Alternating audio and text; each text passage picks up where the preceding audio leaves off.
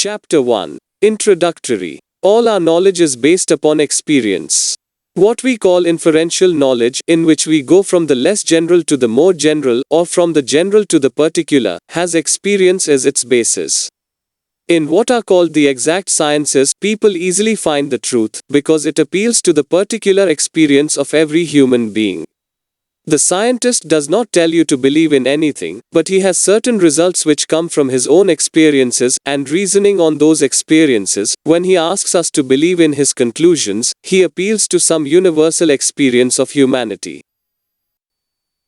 In every exact science there is a universal basis which is common to all humanity, so that we can at once see the truth of the fallacy of the conclusions drawn therefrom. Now, the question is, has religion any such basis or not? I shall have to answer the question both in the affirmative and in the negative. Religion, as it is generally taught all over the world, is said to be based on faith and belief, and, in most cases, consist only of different sets of theories, and that is the reason why we find all these various religions quarreling with each other. These theories, again, are based on belief. One man says there is a great being sitting above the clouds and governing the whole universe, and he asks me to believe that, solely on the authority of his assertion. In the same way I may have my own ideas which I am asking others to believe, and if they ask a reason, I cannot supply them with any. This is why religion and metaphysical philosophy have a bad name nowadays. Every educated man seems to say, oh, these religions are only bundles of theories without any standard to judge them by, each man preaching his own pet ideas. At the same time I must tell you that there is a basis of universal belief in religion, governing all these different theories, and all the varying ideas of different sects of men in different countries. Going to the basis of them we find that they also are based upon universal experiences. In the first place I will ask you to analyze all the various religions of the world. You will find that these are divided into two classes, those with a book and those without a book. Those with a book are the strongest and have the largest number of followers. Those without books have mostly died out, and the few new ones have very small followings. Yet, in all of them we find one consensus of opinion, that the truths they teach are the results of the experiences of particular persons. The Christian asks you to believe in his religion, to believe in Christ, and to believe in him as the incarnation of God, to believe in a God, in a soul, and in a better state of that soul. If I ask him for reasons he says, no, it is my belief. But if you go to the fountainhead of Christianity you will find that it is based upon experience. Christ said he saw God, the disciples said they felt God, and so forth. Similarly, in Buddhism, it is Buddha's experience. He experienced certain truths, saw them, came in contact with them, and preached them to the world. So with the Hindus, in their book the writers, who are called rishis, or sages, declare that they have experienced certain truths, and these they preach. Thus it is clear that all the religions of the world have been built upon that one universal and adamantine foundation of all our knowledge, direct experience. The teachers all saw God. They all saw their own souls, they saw their eternity, they saw their future, and they saw what they preached. Only there is this difference, that in most of these religions, especially in modern times, a peculiar claim is put before us, and that claim is that these experiences are impossible at the present day. They were only possible with a few men, who were the first founders of the religions that subsequently bore their names. At the present time these experiences have become obsolete, and therefore we have now to take religion on belief. This I entirely deny. If there has been one case of experience in this world in any particular branch of knowledge, it absolutely follows that this experience has been possible millions of times before, and will be repeated eternally. Uniformity is the rigorous law of nature. What once happened can happen always.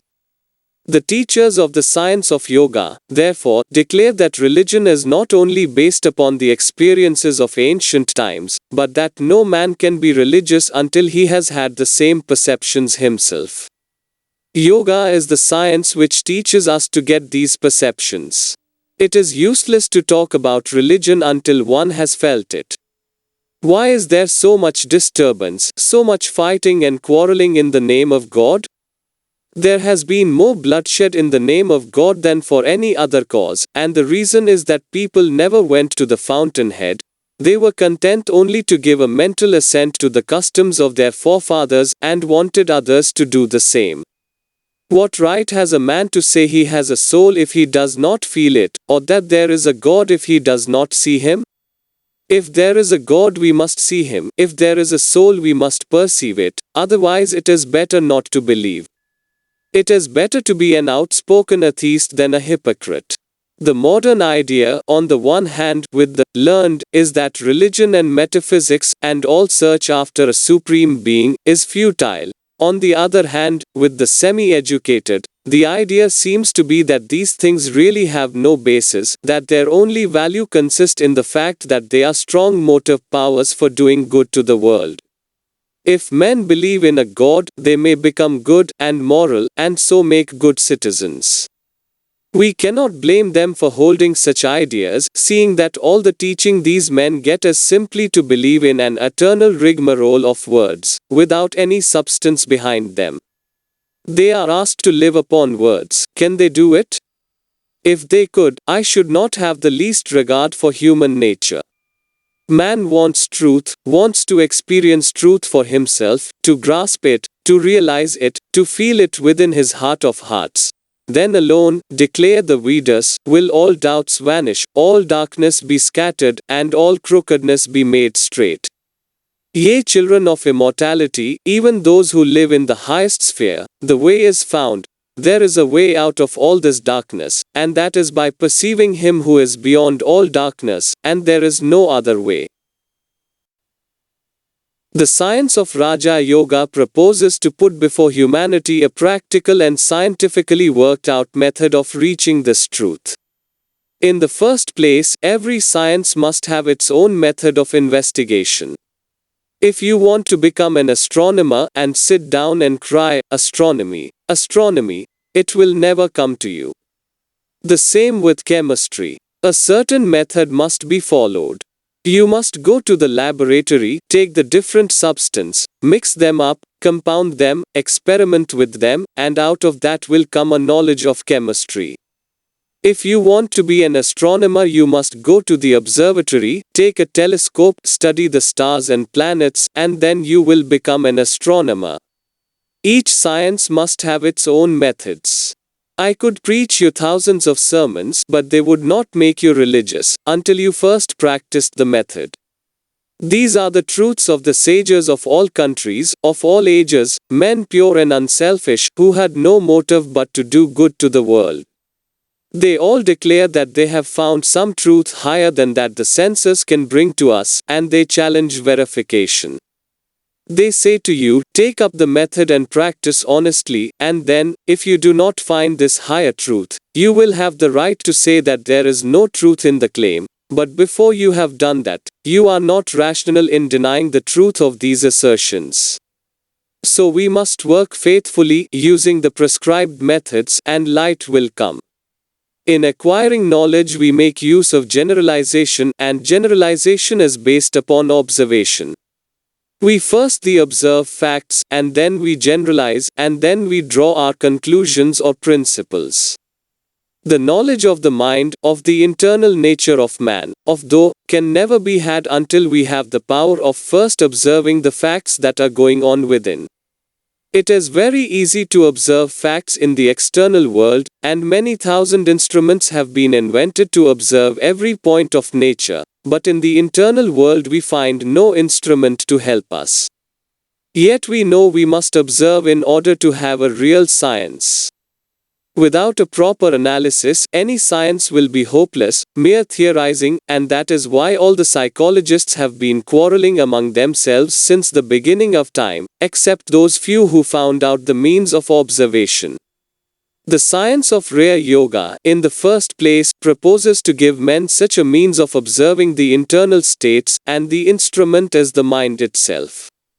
The power of attention of mind, when properly guided and directed towards the internal world, will analyze the mind and illumine facts for us. The powers of mind are like rays of light being dissipated. When they are concentrated, they illumine everything. This is the only source of knowledge that we have. Everyone is using it, both in the external and the internal world, but, for the psychologist, this minute observation which the scientific man can throw upon the external world, will have to be thrown on the internal world, and this requires a great deal of practice. From our childhood upwards we have been taught only to pay attention to things external, never to pay attention to things internal, and most of us have nearly lost the faculty of observing the internal mechanism. To turn the mind, as it were, inside, stop it from going outside, and then to concentrate all its powers, and throw them upon the mind itself, in order that it may know its own nature, analyze itself, is very hard work. Yet that is the only way to anything which will be a scientific approach to the subject. What is the use of such knowledge? In the first place, knowledge itself is the highest reward of knowledge, and, in the second place, there is also utility in it. It will take away our misery. When, by analyzing his own mind, man comes face to face, as it were, with something which is never destroyed, something which is, by its own nature, eternally pure and perfect, he will no more be miserable, no more unhappy. All misery comes from fear, from unsatisfied desire. Man will find that he never dies, and then he will have no more fear of death. When he knows that he is perfect, he will have no more vain desires, and both these causes being absent, there will be no more misery, there will be perfect bliss, even while in this body. There is only one method by which to attain this knowledge, that which is called concentration. The chemist in his laboratory concentrates all the energies of his mind into one focus, and throws them out upon the materials he is analyzing, and so finds out their secret. The astronomer concentrates all the energies of his mind and projects them through his telescope upon the skies, and the stars, the sun, and the moon, give up their secrets to him. The more I can concentrate my thoughts on the matter on which I am talking to you, the more light I can throw upon it. You are listening to me, and the more you concentrate your thoughts, the more clearly you will grasp what I have to say. How has all this knowledge in the world been gained but by the concentration of the powers of the mind? Nature is ready to give up her secrets if we only know how to knock, to give her the necessary blow, and the strength and force of the blow will come through concentration. There is no limit to the power of the human mind. The more concentrated it is, the more power is brought to bear on one point, and that is the secret. It is easier to concentrate the mind on external things, the mind naturally goes outwards, but, in the case of religion, or psychology, or metaphysics, the subject and object are one. The object is internal, the mind itself is the object, and it is necessary to study the mind itself, mind studying mind. We know there is the power of the mind called reflective. I am talking to you, at the same time I am standing outside, as it were, a second person, and knowing and hearing what I am talking. You work and think at the same time, another portion of your mind stands by and sees what you are thinking.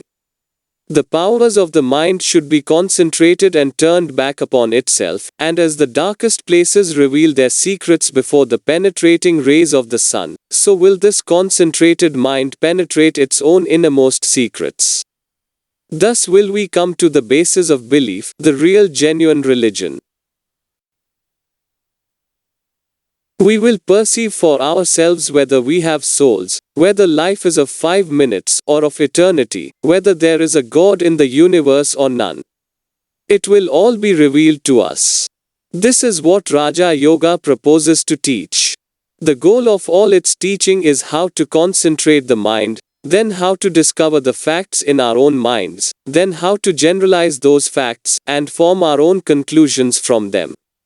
It therefore never asks the question what our religion is, whether we are deists or atheists, whether Christians, Jews, or Buddhists.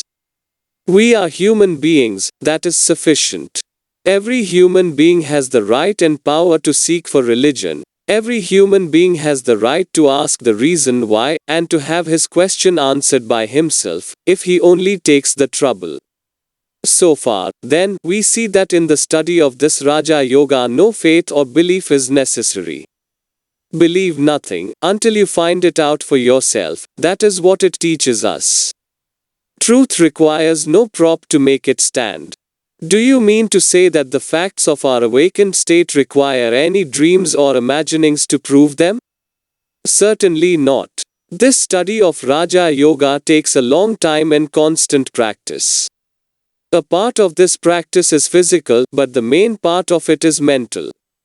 As we go along, we shall find how intimately the mind is connected with the body. If we believe that the mind is simply a finer part of the body, and that mind acts upon the body, in the same way the body must act upon the mind. If the body is sick, the mind becomes sick also. If the body is healthy, the mind remains healthy and strong. When one is angry, the mind becomes disturbed. At the same time, when the mind is disturbed, the body also becomes disturbed. With the majority of mankind, the mind is entirely under the control of the body. The mind is very little developed. The vast majority of humanity, if you will kindly excuse me, is very little removed from the animals. Not only that, but, in many instances, the power of control is very little higher than that of the lower animals. We have very little command of our minds.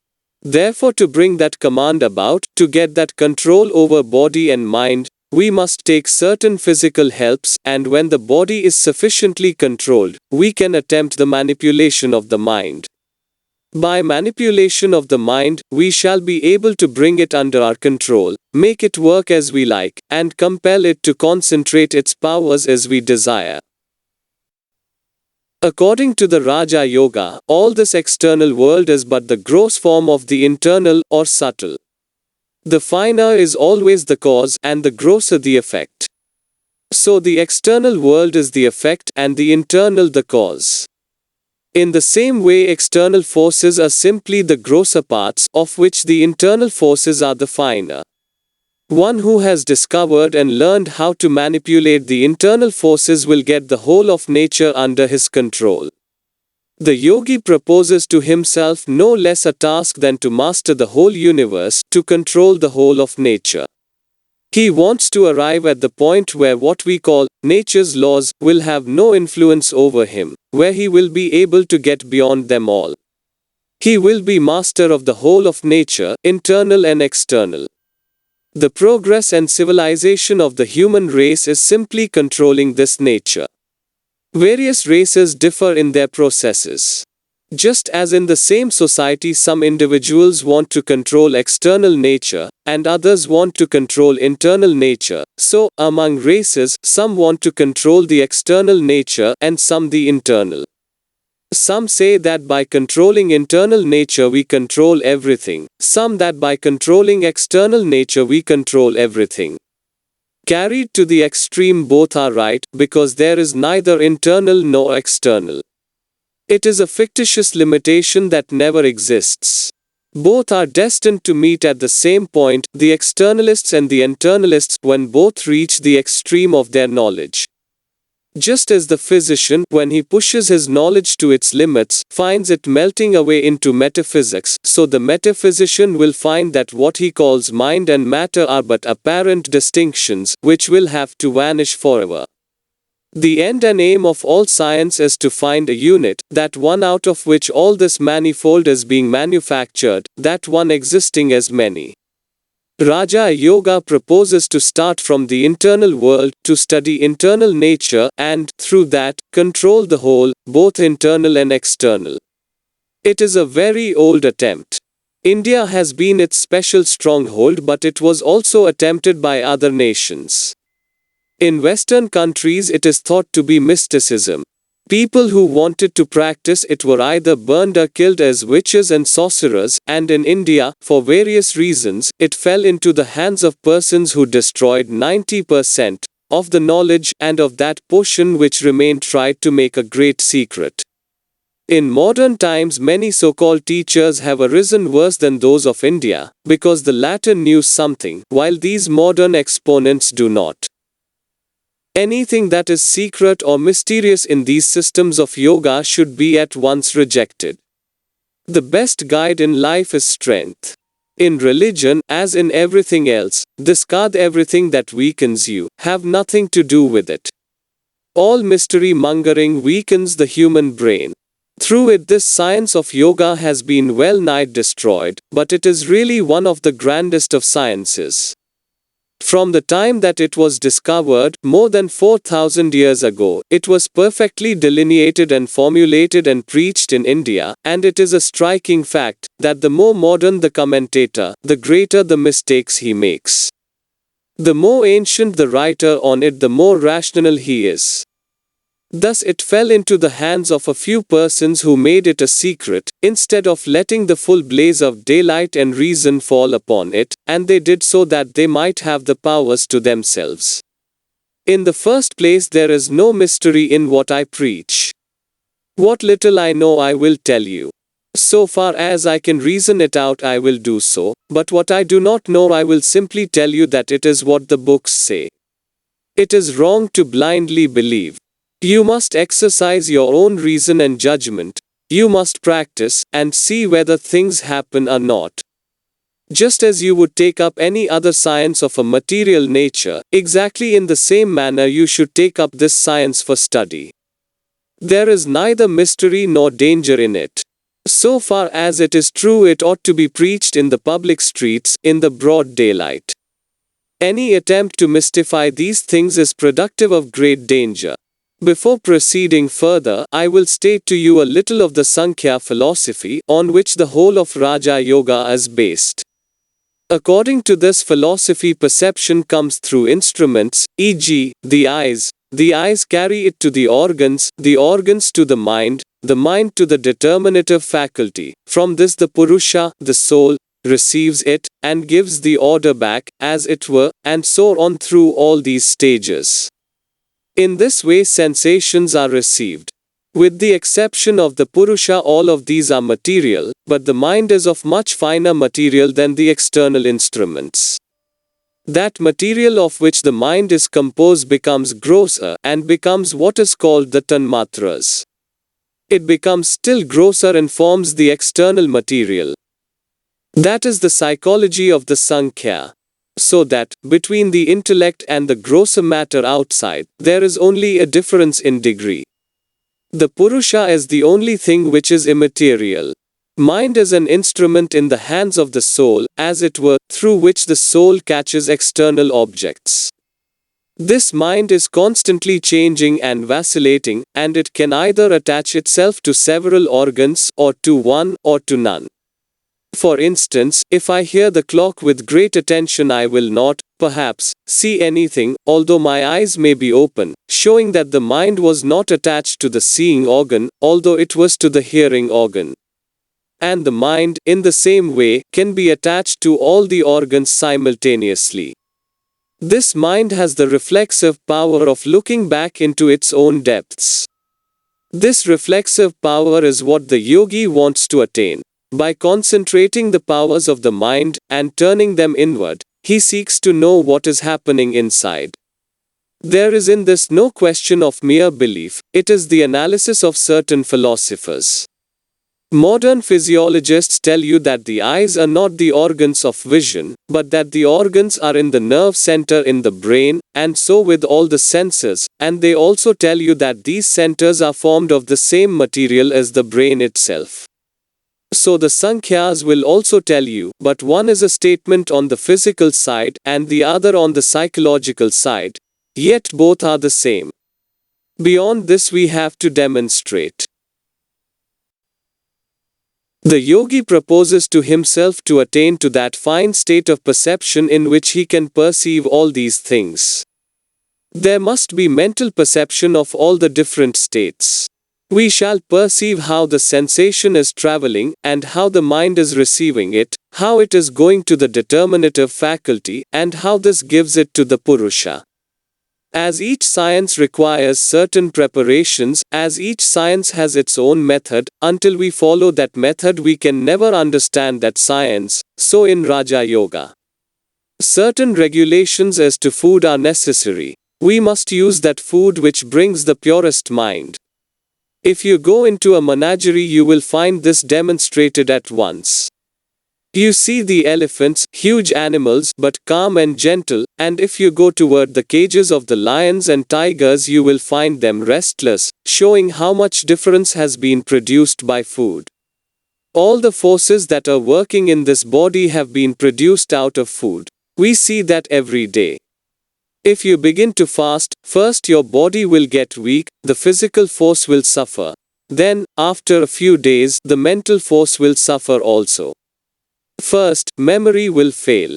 Then comes a point when you are not able to think, much less to pursue any course of reasoning. We have, therefore, to take care what sort of food we eat at the beginning, and when we have got strength enough, when our practice is well advanced, we need not be so careful in this respect. While the plant is growing it must be hedged round, lest it be injured, but when it becomes a tree the hedges are taken away. It is strong enough to withstand all assaults. A yogi must avoid the two extremes of luxury and austerity. He must not fast or torture his flesh. He who does so, says the Gita, cannot be a yogi. He who keeps awake, he who sleeps much, he who works too much, he who does no work, none of these can be yogis.